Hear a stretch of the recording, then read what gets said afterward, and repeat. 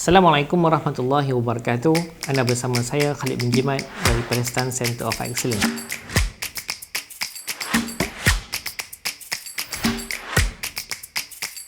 Tahukah anda, sejak tahun 1978, 29 November telah diisytihar sebagai The International Day of Solidarity with the Palestinian People ataupun Hari Solidariti Antarabangsa bersama rakyat Palestin. It is my honor to address the international community on this International Day of Solidarity with the Palestinian people. 29 November ini dipilih sebagai tarikh untuk mengingati perjuangan rakyat Palestin kerana inilah tarikh di mana Pertubuhan Bangsa-Bangsa Bersatu pada tahun 1947 telah meluluskan satu resolusi, iaitu Resolusi 181 yang menghendaki tanah Palestin dipisahkan kepada tiga entiti. Entiti yang pertama adalah sebuah negara Arab Palestin di atas 44% daripada tanah asal Palestin. Entiti yang kedua adalah sebuah negara Yahudi di atas 55% tanah asal Palestin.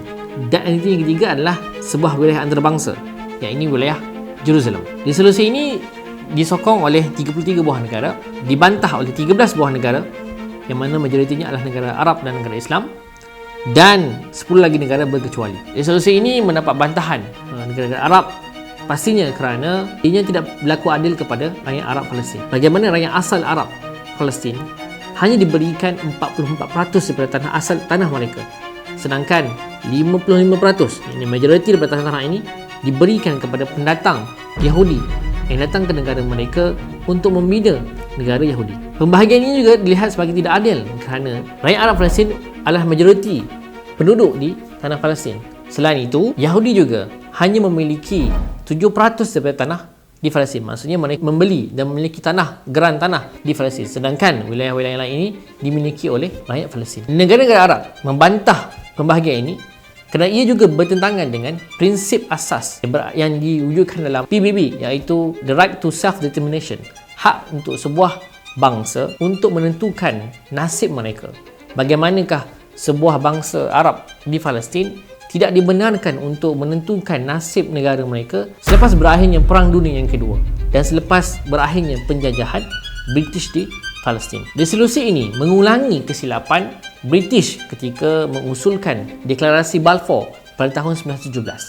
Pastinya kita ingat bagaimana British telah bertindak menyokong penubuhan negara Yahudi di Palestin dalam Deklarasi Balfour 1917, yang mana mereka tidak mengambil langsung pandangan rakyat Palestin sendiri. Jadi dalam pemutusan resolusi PBB ini juga tiada wakil rakyat Palestin yang dirujuk untuk bersetuju dengan tindakan ini. Walaupun UN menubuhkan sebuah komiti khas yang dikenali sebagai UNSCOP ataupun United Nations Special Committee for Palestine, malangnya komiti ini hanya bergerak aktif selama 3 bulan sebelum mengusulkan pelan pembahagian ini. UNSCOP bahkan telah dilobi oleh kumpulan-kumpulan Yahudi untuk menyokong dan melihat permasalahan Yahudi di Eropah sebagai alat untuk menyokong pembahagian yang tidak adil ini. Resolusi ini juga mengulangi kesilapan yang telah dilakukan oleh British pada tahun 1937 ketika mengusulkan juga pelan pembahagian Palestin melalui Peel Commission. Peel Commission tahun 1937 telah mengusulkan pembahagian tanah Palestin kepada wilayah untuk orang Arab Palestin dan wilayah untuk orang-orang Yahudi.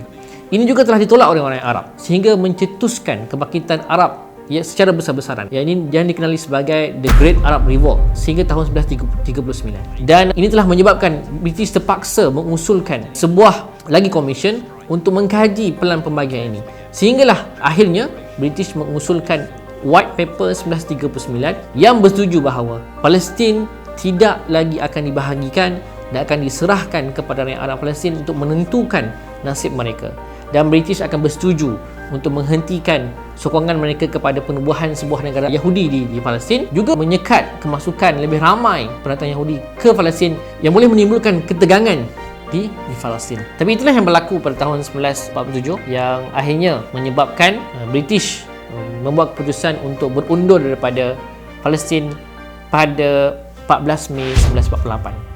Dan pengumuman ini telah diambil oleh gerakan Zionis yang mempunyai banyak kumpulan-kumpulan gerila ketenteraan di Palestin untuk bersiap sedia mengambil alih tanah Palestin yang telah diperuntukkan untuk mereka oleh PBB dalam resolusi 181. Dan seperti mana yang kita tahu, Tindakan mereka ini telah berakhir dengan penubuhan sebuah negara Israel yang diisytiharkan pada malam 14 Mei 1948 yang didahului dengan proses-proses penghapusan etnik, serangan-serangan ke atas kampung-kampung rakyat Palestin yang menyebabkan banyak pembunuhan-pembunuhan berlaku ke atas rakyat Palestin, dan sebahagian besar daripada rakyat Palestin terpaksa lari daripada kampung halaman mereka dan hari ini hidup sebagai pelarian.